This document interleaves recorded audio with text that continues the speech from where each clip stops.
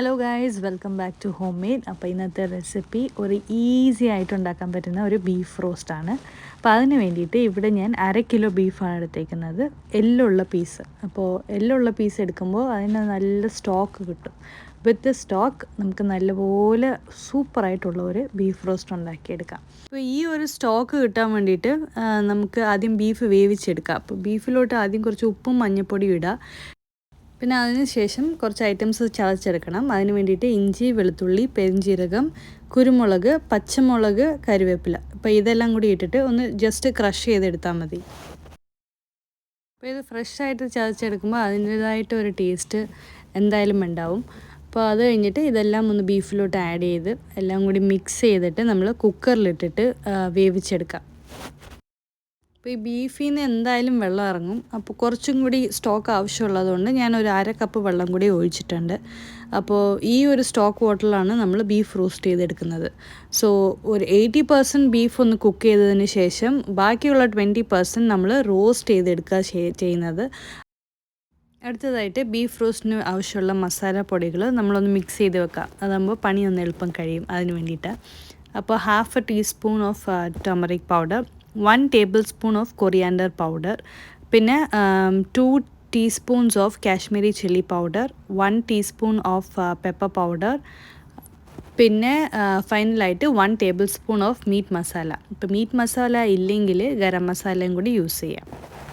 ഇപ്പോൾ to roast the beef ഞാൻ ഇവിടെ ഒരു 10 ഇഞ്ചിൻ്റെ കാസ്റ്റ് അയൺ കുക്ക്വെയർ ആണ് യൂസ് ചെയ്തേക്കുന്നത്. Any roast that you can make in a cast iron cookware gives you that super delicious flavour. So to purchase this cast iron cookware you can check for the link in the below description. അപ്പോൾ ഇത് എൻ്റെ ഒരു പ്രോഡക്റ്റാണ്.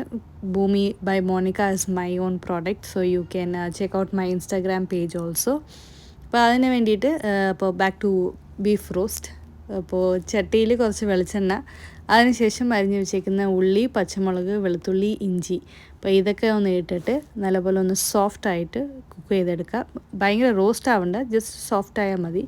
അതിനുശേഷം നമ്മൾ ഉണ്ടാക്കി വെച്ചേക്കുന്ന ആ സ്പൈസ് പൗഡർ മിക്സ് ഒന്ന് ആഡ് ചെയ്തിട്ട് നല്ലപോലെ റോസ്റ്റ് ചെയ്തെടുക്കുക.